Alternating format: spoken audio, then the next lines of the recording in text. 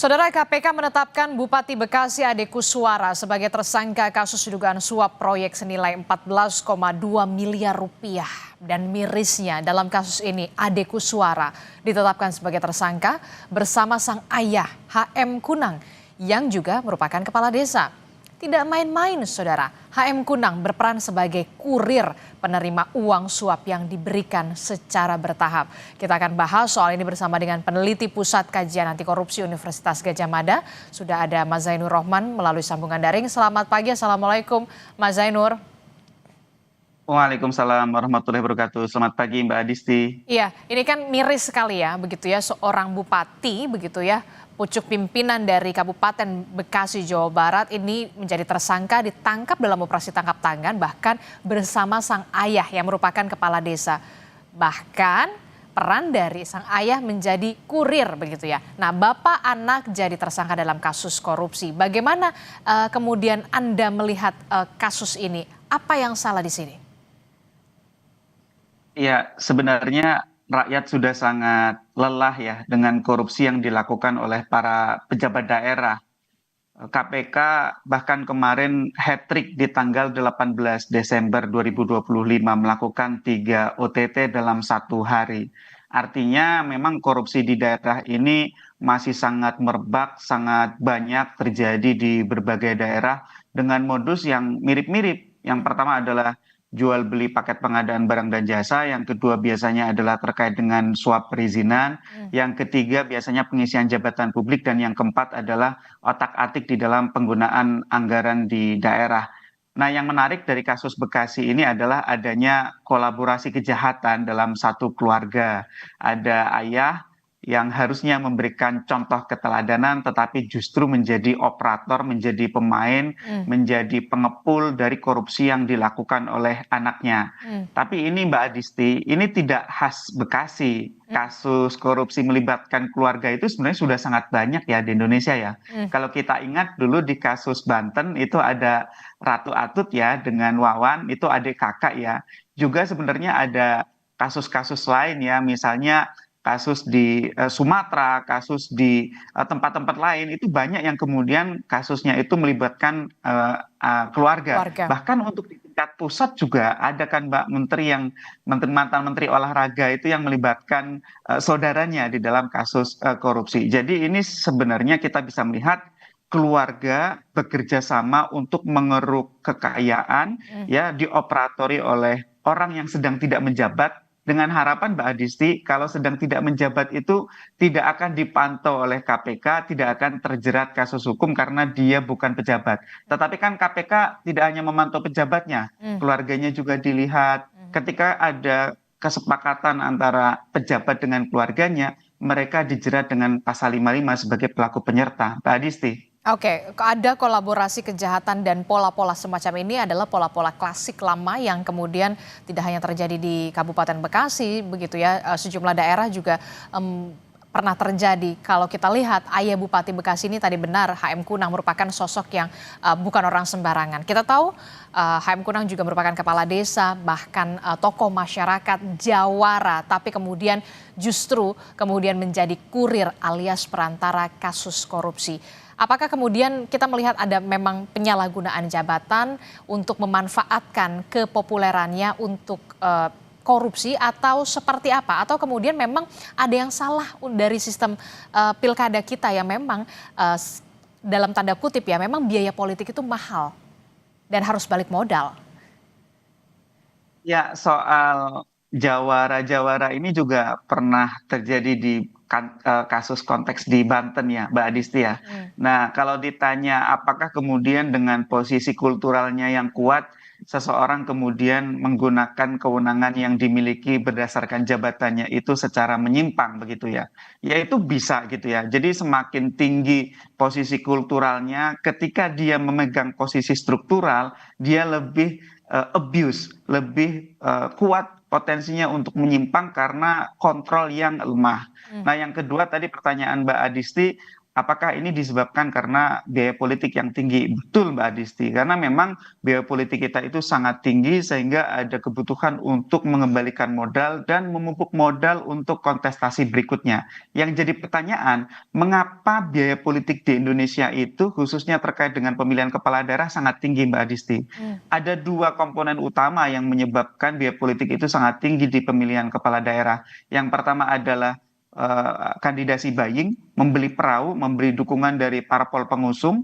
Yang kedua adalah vote buying, membeli pemilih dalam bentuk serangan fajar. Hmm. Jadi ini ada peran serta parpol yang menyebabkan kenapa pilkada kita itu menjadi mahal, Mbak Adisti. Hmm. Nah, sehingga ini tidak make sense ketika sekarang kemudian beberapa parpol memberikan usulan obat untuk mengatasi korupsi di daerah itu dengan pemilihan secara langsung oleh DPRD, bukan oleh rakyat gitu ya. Nah, itu kan apa penyakitnya dan apa obatnya itu kan tidak cocok. Hmm. Yang menjadi penyebab atau penyakitnya itu kan sebenarnya adalah parpol itu sendiri. Kenapa kemudian kewenangan untuk memilih akan diberikan parpol yang duduk di kursi dewan? Apakah tidak akan semakin korup situasi kita gitu? Nah, yang ketiga Mbak Adisti yang menarik dari kasus Bekasi ini kan ijon Mbak Adisti. Ya. Jadi proyeknya itu belum ada ya, biar publik semakin jelas nih. Jadi belum ada proyeknya, tetapi paket-paketnya itu sudah dijual. Artinya nanti kalau ada lelang, ada apa namanya pengadaan barang dan jasa, itu semua hanya sandiwara Mbak Adisti. Pemenangnya itu sudah ditentukan jauh hari. Hmm. Nah, kasus yang sama persis ada di Provinsi Sumatera Utara Hmm. yang melibatkan Topan. Ketika itu Topan sebagai Kepala Dinas apa namanya PUPR itu mengajak Bobi Nasution, Gubernur Sumatera Utara untuk keliling-keliling meninjau calon proyek, mengajak kontraktor yang akan membeli ijonnya Mbak Adisti. Hmm. Nah, di kasus Bekasi ini kontraktor itu bernama Sarjan. Sedangkan yang kemudian mengatur proyeknya ini adalah HM Kunang, ayah dari Ade Kuswara Kunang, Bupati Bekasi. Di kasus Sumatera Utara itu yang kena hanya kepala dinas PUPR-nya. Di kasus Bekasi ini kena semua Mbak Adisti. Hmm. Sarjan sebagai kontraktor kena, HM Kunang sebagai pengatur proyek kena, Ade Kuswara sebagai bupati juga kena. Jadi proyeknya belum ada. Tapi Kemungkinan sudah. ini adalah nanti untuk proyek tahun 2026 Mbak Adisti. Oke, kalau kita lihat berarti kan ini kan untuk proyek itu kan sebenarnya semuanya harusnya sudah berbasis elektronik begitu ya, lelangnya begitu ya, tender lelang untuk bisa menutup adanya celah-celah nepotisme di sana sebenarnya, apa namanya, cita-citanya. Tapi kemudian ini menjadi ilusi sistem elektronik dan manusia yang ada di balik layar. Jadi man behind the screen begitu ya. Nah, apa yang perlu dicermati dari ini? Kalau kita lihat memang sebenarnya aturannya sudah jelas. Kalau ada tender lelang dan segala macam proyeknya ini sesuai dengan elektronik begitu ya. Semuanya tidak bisa untuk menutup celah nepotisme. Tapi ternyata ini tidak berarti begitu ya. Ini buktinya ada ijon proyek.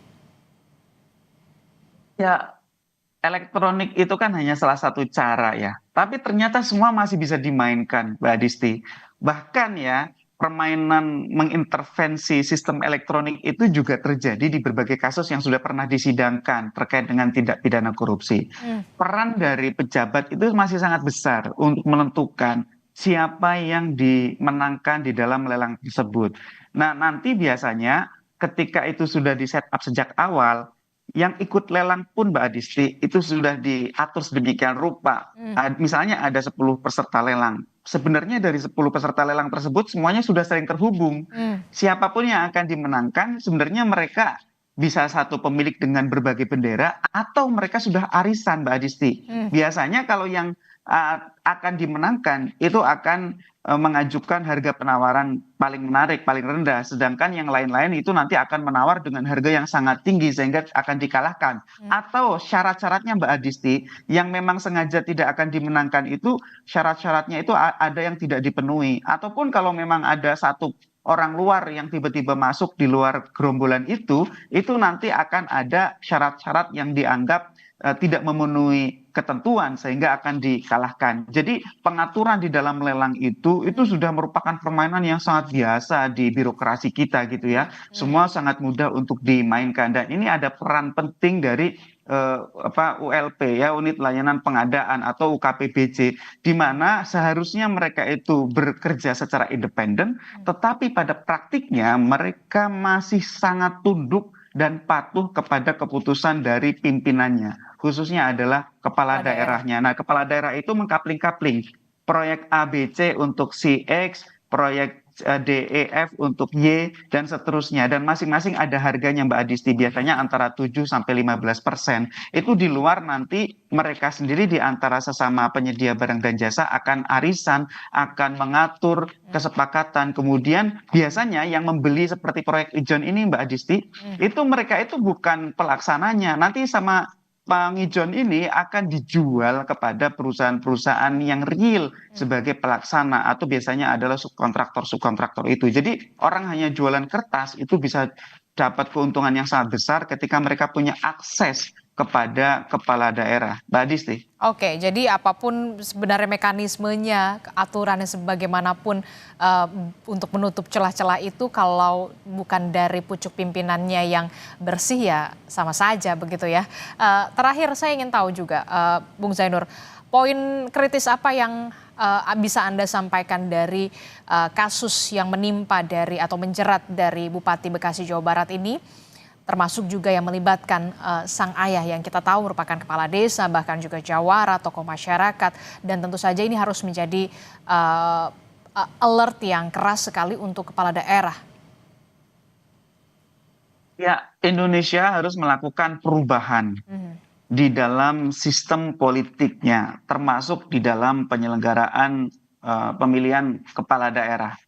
Ya, tidak bisa kita terus-menerus membiarkan kandidasi buying, menyuap parpol untuk mengkandidasikan seseorang dengan korupsi seperti ini. Yang kedua, tidak bisa kita terus-menerus membiarkan vote buying, ya, pembelian suara kepada pemilih dengan serangan fajar. Itu semua akan mengakibatkan high cost politik yang ujung-ujungnya akan menyebabkan orang untuk terdesak melakukan korupsi. Sehingga harus ada perubahan. Perubahannya apa?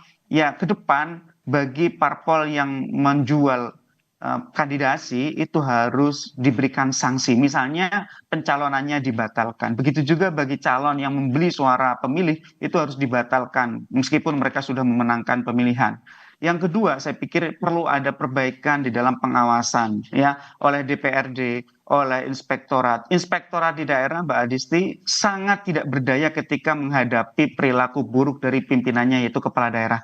Perlu perubahan kelembagaan. Misalnya, inspektorat di daerah tidak dipilih dan tidak bertanggung jawab kepada kepala daerahnya, tetapi bertanggung jawab misalnya kepada Menteri Dalam Negeri. Yang ketiga, menurut saya yang sangat penting adalah juga pentingnya dari sisi kebudayaan. Ya, harusnya budaya itu menjadi benteng dari korupsi. Harusnya termasuk keluarga itu menjadi benteng dari korupsi. Keluarga itu harus mengingatkan kalau ada keluarganya yang menjadi pejabat, ingatkan mereka untuk tidak korupsi, bukan menjadi aktor, bukan menjadi perantara dari korupsi itu sendiri. Jadi memang ini Indonesia perlu perubahan mendasar terkait dengan sistem politiknya, juga bagaimana harusnya budaya punya peran serta dalam pencegahan korupsi. Tanpa itu akan terus terulang Mbak Adisti, ke depan KPK masih akan ada lagi OTT terhadap kepala daerah, yang itu tentu akan semakin membuat rakyat sedih ya. Mereka semua kan kepala daerah ini dipilih dengan dana yang besar Mbak Adisti di dalam pemilihan kepala daerah, pemilu kada, tapi ternyata ujung-ujungnya mereka mengenakan rompi oranye di KPK. Sangat menyedihkan. Nah, sangat menyedihkan dan juga sangat miris begitu ya, yang memang seharusnya menjadi contoh begitu ya kepala daerah.